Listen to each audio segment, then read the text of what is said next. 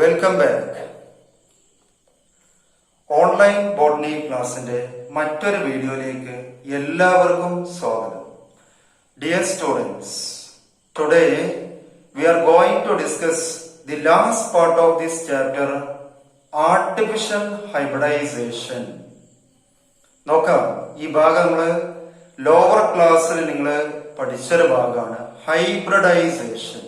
നോക്കാം, hybridization is the crossing of two genetically different organisms and the offsprings are called hybrids. Hybrids are always heterozygous or dissimilar in nature. Hybridization is the only way for combining desirable characters of two different organisms in a single individual. Artificial hybridization is one of the major methods of crop improvement programs. Nowadays, many of the crops are developed as hybrids by hybridization. Hybridization involves many steps. ഓരോന്നായിട്ടും നോക്കാം. ഒന്നാമത്തെ ശ്രദ്ധിക്കാം, ആദ്യം സ്റ്റെപ്സുകൾ ഓരോന്നായിട്ട് ഒന്ന് നോക്കാം. അത് ആ രീതിയിൽ തന്നെ സീക്വൻസ് ആയിട്ട് ക്വസ്റ്റ്യൻ വരുന്നൊരു ഭാഗമാണ്. ഓരോന്നായിട്ട് നോക്കാം. Selection of parents, emasculation, artificial pollination, bagging, artificial pollination, rebagging, collection of seeds and production of progeny. ഈ സ്റ്റെപ്സുകളെ നിങ്ങൾ സീക്വൻസ് ആയിട്ടൊന്ന് പഠിക്കാം. ഇതിന് ഓരോന്നായിട്ടും നോക്കാം. ഒന്നാമത്തെ ശ്രദ്ധിക്കാം, selection of parents. Here two healthy plants with desirable characters are selected as parents. One is a male parent, another is a female parent. For example, നമുക്കൊരു എക്സാമ്പിളിന്റെ അടിസ്ഥാനത്തിൽ ഈ ഭാഗം ഡിസ്കസ് ചെയ്യാം. നോക്കാം, ഡയഗ്രാം ശ്രദ്ധിക്കാം. A is a male plant having high yield. Here, yield is a dominant quality, low resistant quality. Here, resistant quality is a recessive feature. ഇപ്പൊ A mail plant ആണ്, അതിന് yield ഹൈ ആണ്, അതൊരു dominant quality ആണ്. Resistant quality law ആണ്, അതൊരു recessive feature ആണ്.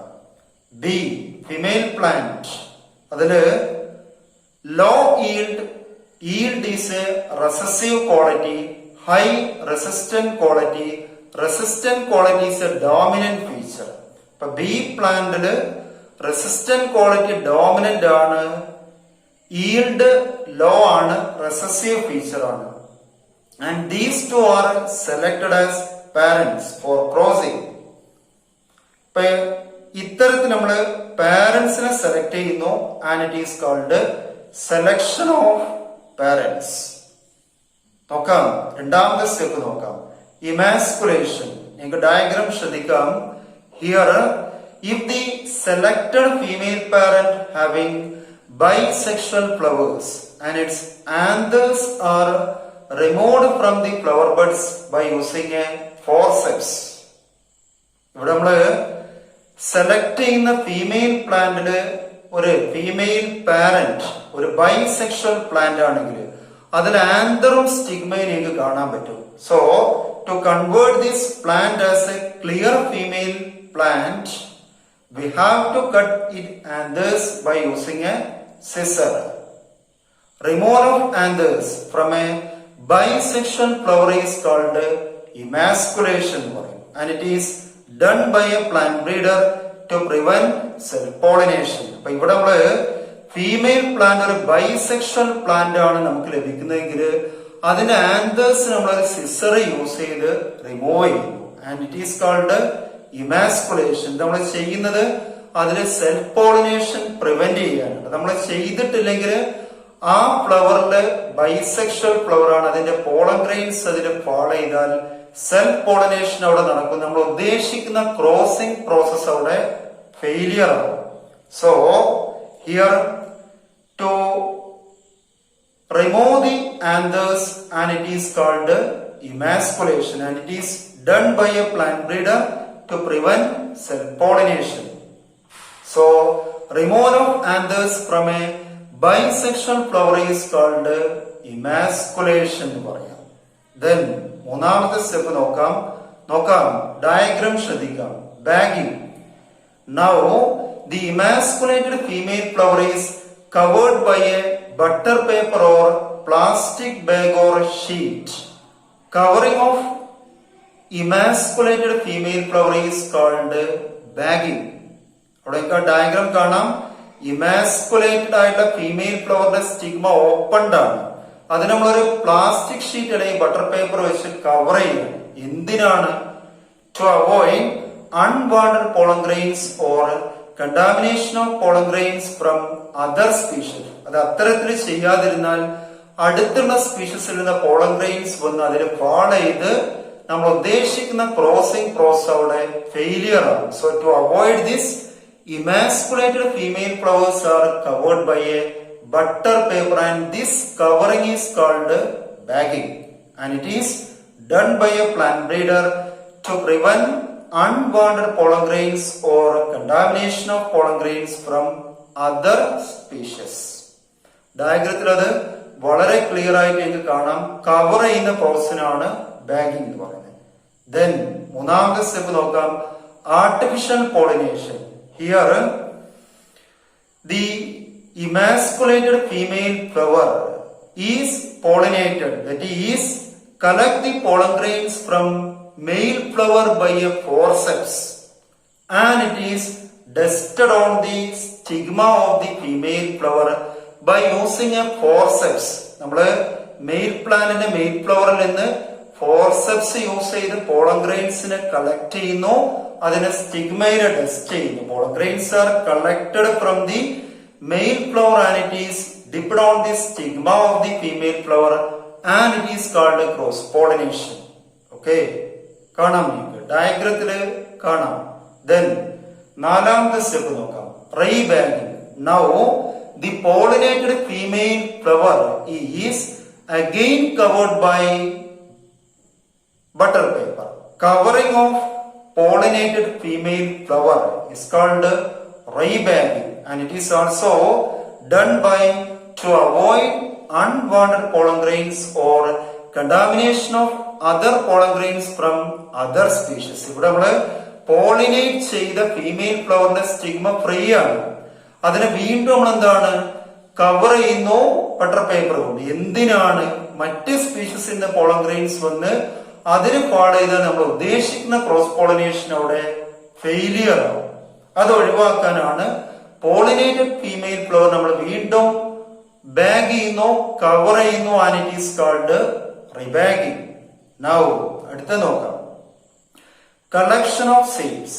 Collection of seeds. Now the flower become pollinated and fertilization occur. Seeds are formed in the female plant and it is collected. Then last nokam. Production of progeny. Now the collected seeds are planted in the soil, so new plants or progeny plants are formed. Progeny plants are hybrids.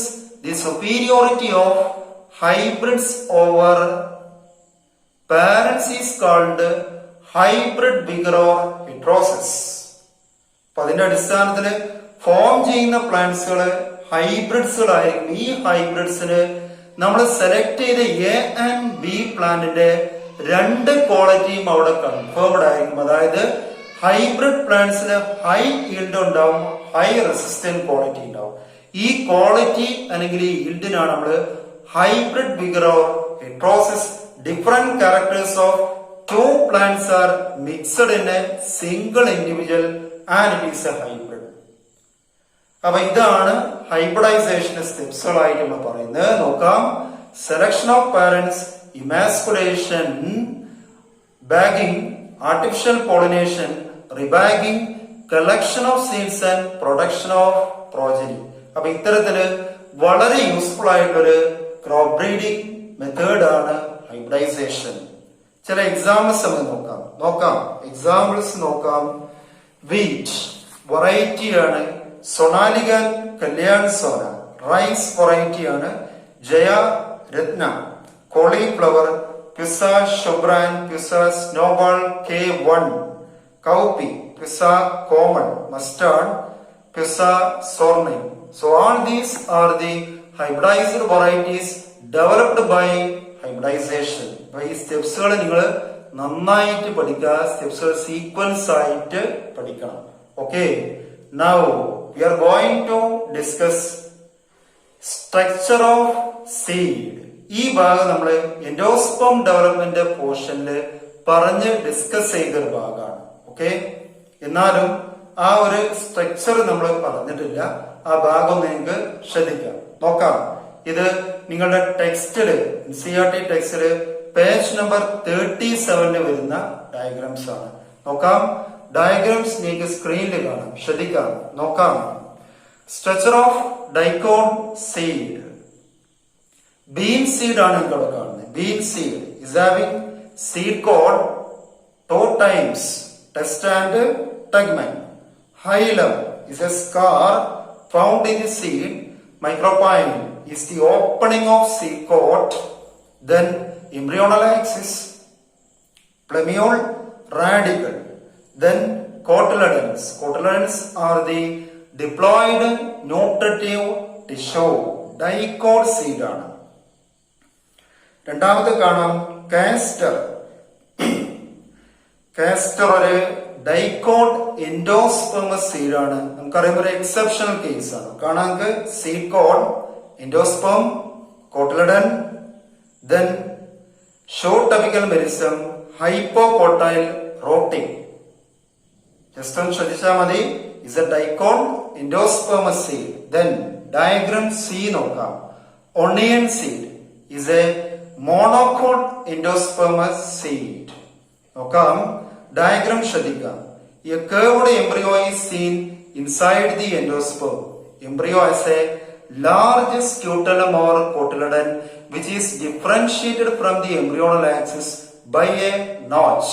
ഒരു hypocotyl നിങ്ങൾക്ക് കാണാം. Shoot apical meristem radicle seed coat clearly a monocot endospermous seed. Last D diagram ശ്രദ്ധിക്കാം. Maize LS of maize seed നിങ്ങള് first ഇയറിൽ പഠിച്ചൊരു ഭാഗമാണ്. ഇതിന്റെ labelling ശ്രദ്ധിക്കാം. Seed coat and fruit wall aleurone layer ഒരു പ്രോട്ടീനേഷ്യസ് ലെയർ ആണ് which completely cover the seed endosperm scutellum plate like cotyledon embryonal axis plemiole radicle. Plemiole is covered by coleoptile, radicle is covered by coleorhiza. ഈ structure ഒന്ന് ശ്രദ്ധിക്കുക. ഇതിൽ നിങ്ങൾ പ്രത്യേകിച്ച് maze സീഡിന്റെ labelling കൃത്യമായിട്ട് പഠിക്കണം. Structure of seed dicot monocot seed. Okay, now we will going to discuss 2 important questions in your NCERT textbook. Exercise ഭാഗത്ത് നിങ്ങൾക്ക് നോക്കാം. അതില് പേജ് നമ്പർ 41 നിങ്ങൾക്ക് 2 ക്വസ്റ്റ്യൻസ് അവിടെ കാണാം. ഈ ക്വസ്റ്റ്യൻസ് നമ്മളൊന്ന് ഇവിടെ ഡിസ്കസ് ചെയ്യുകയാണ്. നോക്കാം. 16 ക്വസ്റ്റ്യൻ നമ്പർ 16 നോക്കാം. If one can induce parthenocarpy through the application of growth substances which fruit would you select to induce parthenocarpy and why? ഇപ്പൊ ഇവിടെ നമ്മള് പാർത്തനോകാർപ്പി എന്താന്ന് ഡിസ്കസ് ചെയ്തതാണ്. Formation of seedless fruit from an unfertilised female flower.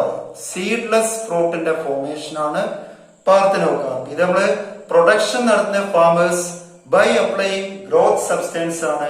അത്തരത്തില് parthenocarpic ഫ്രൂട്ട്സുകൾ develop ചെയ്യുമ്പോൾ ഏത് type ഫ്രൂട്ട്സിനെയാണ് നമ്മൾ select ചെയ്യാന്ന് ചോദിക്കുന്നത്.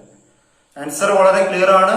We have to select the more seeded fruits because all the seeds become disappear and fruit become edible and fleshy.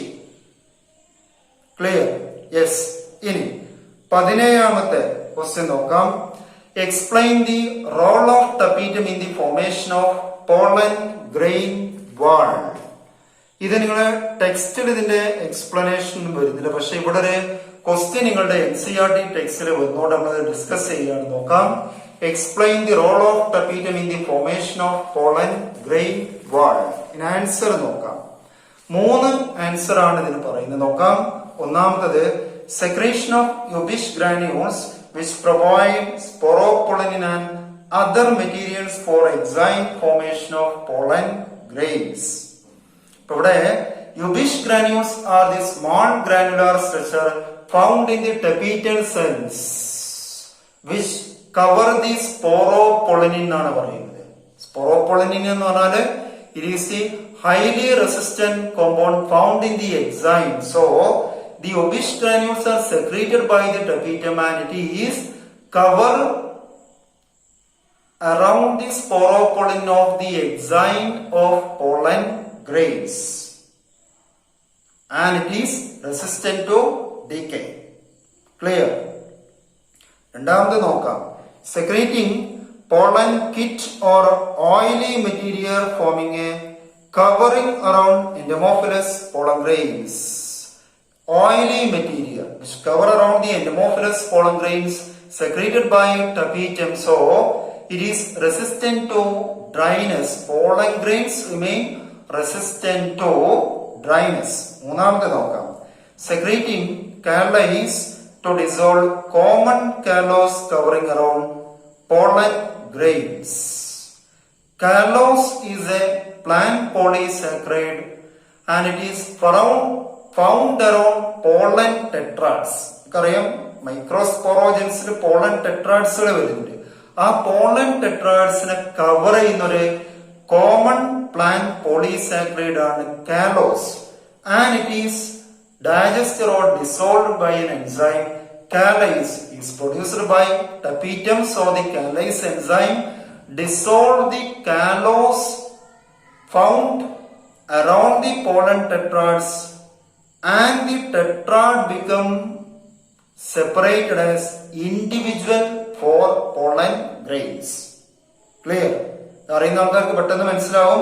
Pollen ടെട്രാഡ്സിനെ cover ചെയ്യുന്നൊരു plant polysaccharide ആണ് callus and it is digested by an enzyme callase which digests the callose, so the pollen tetrads become separated as 4 individual pollen grains.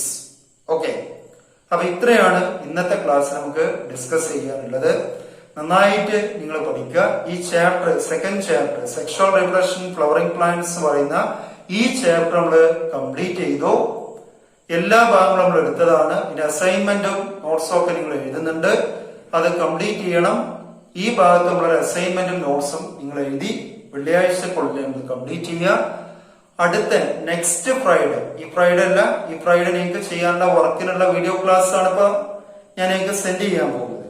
അപ്പൊ അടുത്ത next Friday നിങ്ങൾക്ക് ഈ ചാപ്റ്ററിനെ base ചെയ്തൊരു പരീക്ഷ exam നമ്മൾ test ആയിട്ട് നടത്തും. നിർബന്ധമായിട്ടും എല്ലാവരും ആ പരീക്ഷ അറ്റൻഡ് ചെയ്യണം. ആരും അതില് മാറി നിൽക്കരുത്. എന്നോട് പറഞ്ഞിട്ടുണ്ട്, ഈ നടത്തുന്ന ടെസ്റ്റും അതോടൊപ്പം തന്നെ അസൈൻമെന്റും നോട്ട്സിന്റെയും ബേസിലാണ് നമ്മൾ സ്കോർ തരുന്നത്. അപ്പൊ മറന്നു പോകണ്ട.